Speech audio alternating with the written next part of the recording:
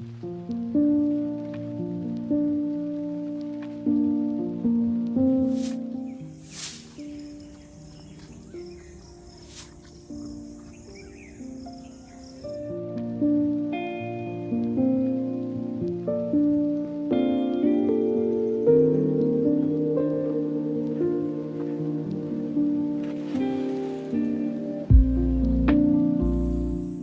Everyone, स्वागत है आज के इस प्रोग्राम में। मैं मोहम्मद नवाज़िश हुसैन और आज के इस प्रोग्राम में मैं कुछ ख़ास बातें डिस्कस करने जा रहा हूँ, जिसमें मेरे साथ होंगे आज के हमारे जो गेस्ट हैं मोहसिन आलम। तो मोहसिन आलम जो है, इनको कविताएं लिखना बहुत पसंद है और बहुत कम उम्र में ही इन्होंने अपना घर छोड़ दिया और स्ट्रगल करने के लिए चले गए सऊदी अरब की धरती पर। तो हम आज जानेंगे कि कैसा लगता है जब आप घर से दूर होते हैं और करीब आने का मन करता है। और जिस तरीके से मोहसिन आलम ने सऊदी अरब में लगभग 12-13 साल बिताते हुए फिर भी उनके अंदर का वो जो जुनून था, वो हौसला था, वो कविताएं लिखने का जो इनका शौक़, वो मरा नहीं बल्कि दिन ब दिन और बढ़ता ही चला गया। तो आइए शुरू करते हैं आज के इस प्रोग्राम को। Mohammad Mohsin Alam sir, welcome. Thank you. Mohsin Alam sir, it's a great honor for me basically that you are here, and it's an opportunity to have a word with you.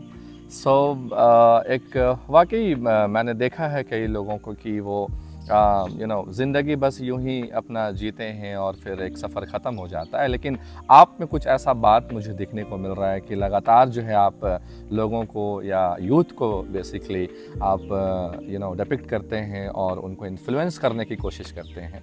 तो मैं सबसे पहले आपके बारे में जानना चाहता हूं कि आपने स्कूलिंग आपने कहाँ से कंप्लीट करी, शिक्षा आपने कहाँ से लिया, एंड देन फिर कैसे ये आपने डिसीज़न लिया कि शहर छोड़कर जाना, एक वतन छोड़कर जाना और इतने 7 समंदर दूर जा कर के सारी चीज़ें आपने कैसे ये सारी चीज़ें मैनेज किया है? बहुत बहुत शुक्रिया नवाज़िश जी। जैसा कि आपने मुझसे पूछा कि मेरा स्कूलिंग लाइफ कहाँ गुजरा, एक्चुअली क्या है कि मेरा बचपन थोड़ा स्ट्रगल में रहा और मेरा स्कूली लाइफ जो था वो थोड़ा क्या कहें संघर्ष से भरा हुआ था। मैं अपनी पहले ये स्टेप की पढ़ाई जो थी वो मेरा एसएस जनता हाई स्कूल मुड़मा से हुआ जी। उसके बाद फिर और आगे पढ़ाई हुई। उसके बाद मेरा जॉब लग गया रिलायंस में जॉब करते करते, लेकिन मुझे बचपन से लिखने का शौक़ था क्योंकि ये मेरे वालिद साहब भी लिखा करते थे। जी। तो शायद उन्हीं के ये से मेरे में आया था कि मुझे बचपन से कुछ ना कुछ लिखने का शौक़ था, चाहे जैसा भी मैं 2 लाइन 3 लाइन बचपन में कुछ ना कुछ लिखता रहता था। और ये एक्सप्रेशन मुझे आया कि मैं समाज में जो चीज़ देखता हूँ, माशरे में जो चीज़ देखता हूँ, उसे मैं महसूस बहुत करता हूँ।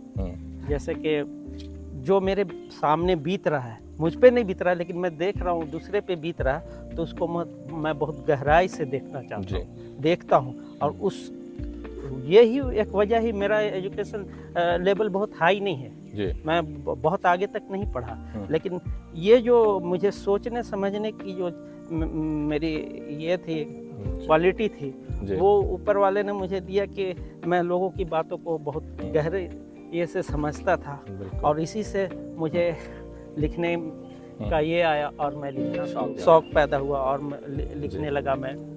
उसके बाद एक टाइम आया कि मैं रिलायंस में जॉब करने लगा। जॉब करते करते करीब 4 साल रिलायंस प्रेस में जॉब किया और उसके बाद इसी बीच मेरा जॉब हो गया सऊदी अरब में। और मैं सऊदी में जॉब करने चला गया, घर से वतन से दूर हो गया, तो एक अकेलापन भी था। यहाँ की सारी चीज़, यहाँ की मिट्टी की खुशबू मुझे अक्सर याद आती थी, यहाँ का बचपन गुजारा हुआ, तो उससे मुझे जब मैं अकेला रहता था तो उसको मैं शब्दों में उतारने की कोशिश करता था। ऐसे करते करते मैं तो फिर मैं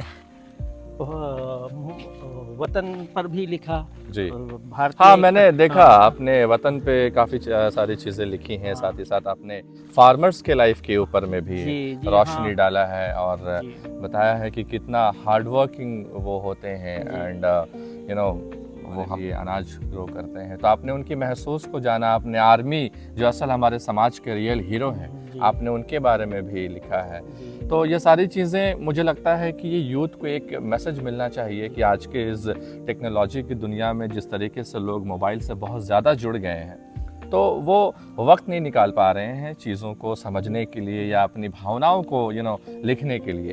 तो आप इसके बारे में क्या मशवरा देना मैं चाहिए? किसान के बारे में लिखा तो मुझे ऐसा लगता था कि एक किसान, जैसे मान लीजिए एक आदमी एक किसान गाय पाला है, जी।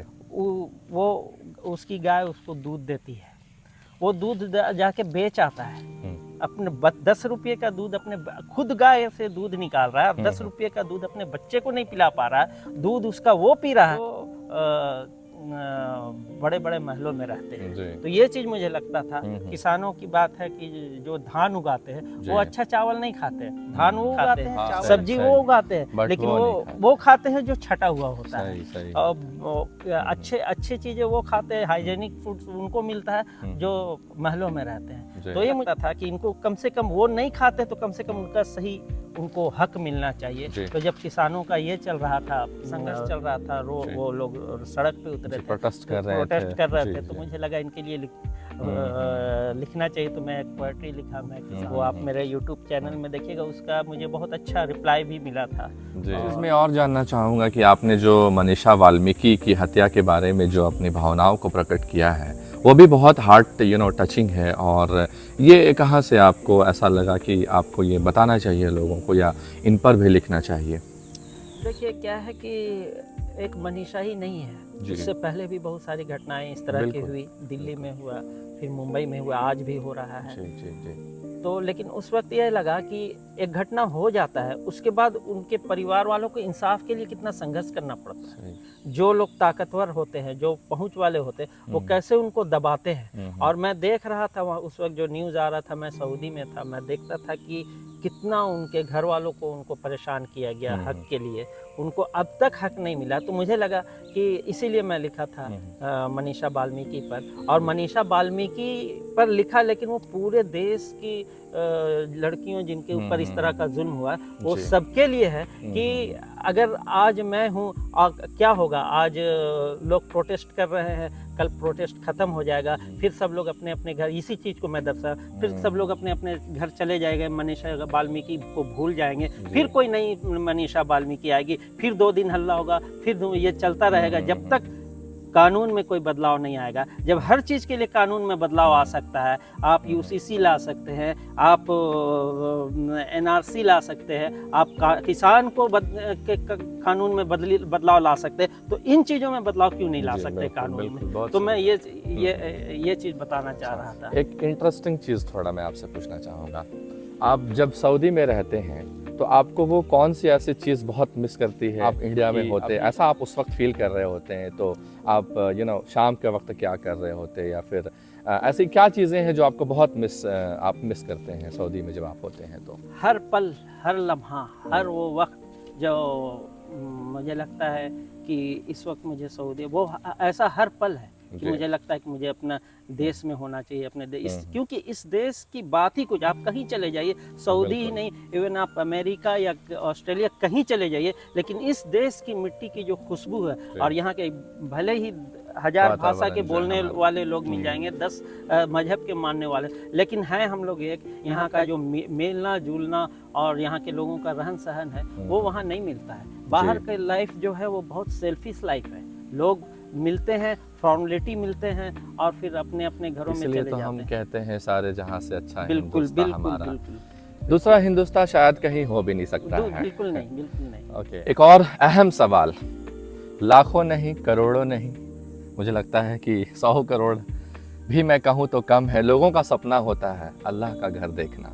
जब आप फर्स्ट टाइम सऊदी अरब की ज़मीन पर गए और आपने जब काबा देखा, क्या फीलिंग थी, क्या कैफियत थी, मैं ये जानना चाहता हूँ। हाँ, ये अल्लाह ताला का बहुत बड़ा करम है ऊपर वाले का कि जब मैं सऊदी गया तो 2 महीने के बाद ही इतनी जल्दी वक्त किसी को नहीं मिलता जी। है वहाँ जाने का।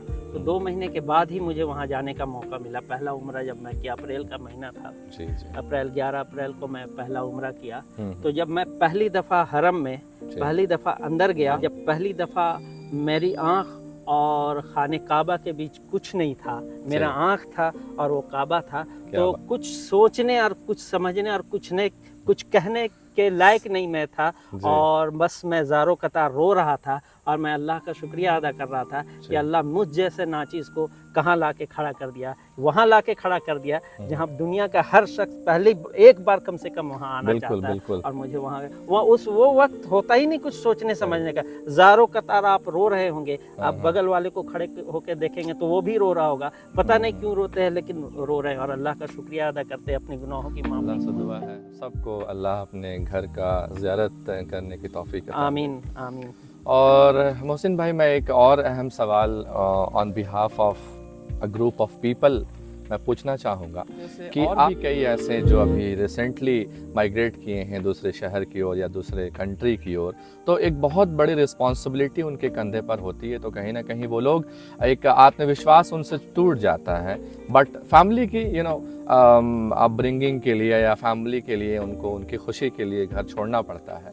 तो आप उनको क्या मोटिवेशन देना चाहेंगे कि आपने तो बहुत करीब से ये महसूस किया होगा, वो परिवार का याद आना या अपने बच्चों का याद आना, तो कैसे इन सारी चीज़ों को आप हैंडल करते थे? तो मैं ये कहना चाहूँगा कि सबसे पहले तो एक चीज़ आप ये कर लें कि कभी भी किसी भी हालत में, चाहे हालात कुछ भी हो, अपने उसूलों के साथ समझौता नहीं करना चाहिए। जी। दूसरी बात कि आप अपने आप में एक टारगेट पैदा करें, एक गोल बनाएं कि हमको वो लक्ष्य हासिल करना। उसके लिए कुछ आपको मुसीबतें भी आएंगी, उसका सामना करना पड़ेगा, सब कुछ आएगा। तो उसमें यह है कि सब्र के साथ आदमी को काम करना चाहिए और ईमानदारी से अपने पहले तो मैं उनको कहूँगा जो आज पढ़ाई कर रहे हैं, आने वाले कल में उनको अपनी ज़िंदगी बनानी है, तो ईमानदारी से अभी पढ़ाई करें और आने वाले कल में उनके लिए रास्ते और खुलेंगे। लेकिन एक बात ये कहना चाहूँगा कि किसी भी चीज़ में ऑनेस्टी बहुत बड़ी चीज़ होती है। और दूसरा चीज़ है कि अपने अंदर विश्वास पैदा करना कि मैं ये कर लूँगा। ये पेड़ है, अगर इसमें चढ़ना है तो भले आप चढ़ नहीं, लेकिन ये आप कभी नहीं सोचे कि नहीं चढ़ पाएंगे। भले आप आधा से गिर जाए, लेकिन आपको ये सोच के रखना होगा कि जब ज़रूरत पड़ेगा तो मैं चढ़ जाऊँगा। तो ये लक्ष्य बना के रखें। कामयाबी ऊपर वाले के हाथ में है, लेकिन आप शर्त ये है कि ऊपर वाला भी कामयाबी उसी को देता है जो ईमानदारी से मेहनत करता है। जी बिल्कुल। एक सवाल मेरे मन में और चल रहा है, वो ये है कि आपने बहुत सारी कविताएं लिखी हैं। उन कविताओं में से आपका जो फेवरेट आपने जो खुद लिखा है, तो क्या है, कौन सा है? अगर आप उसके बारे में 2-4 लाइन हमें बताएं।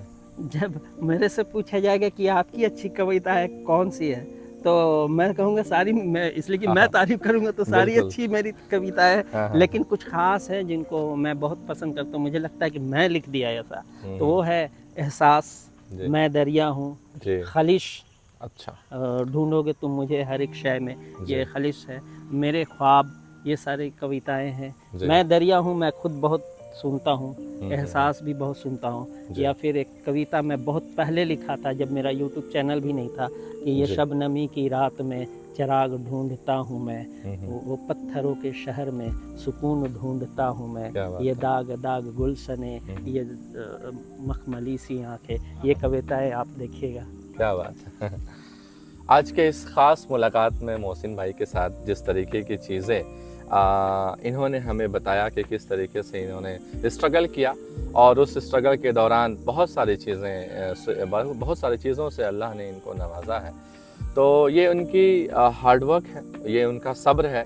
तो इसी सब्र के साथ इंसान को और हम सभी को ये चाहिए कि आगे बढ़े अपनी लाइफ में, क्योंकि अप्स एंड डाउन्स का ही मतलब ज़िंदगी है, और अगर ये फ्लैट हो जाए तो मुझे लगता है इंसान रहेगा ही नहीं। तो एनीवेज़ बहुत बहुत शुक्रिया मोहसिन साहब, हमारे साथ आप बने रहें, और बहुत सारी अच्छी अच्छी बातें आपने बताई, कविताओं के बारे में आपने बताया, और एक यूथ को मैसेज भी जाना चाहिए कि वो भी अपने खाली वक्त में बैठकर लिखे, अपनी ख्यालातों को अपने तख़य्युल से निकाल कर वो अपने शब्दों को लिखे, जिसके से उनको भी एक मोटिवेशन मिलेगा और वो भी अपने शब्दों को पढ़ पाएंगे। बहुत बहुत शुक्रिया हमारे साथ आने के लिए। जी जी, बहुत, और दर्शकों का भी बहुत बहुत शुक्रिया। Thank you, मुझे sir. सुने। ये जी। शबनमी की रात में चिराग ढूंढता हूँ मैं, हम्म। वो पत्थरों के शहर में सुकून ढूंढता हूँ मैं। क्या बात ये है। दाग दाग गुलशने, हम्म। ये मखमली सी आंखें,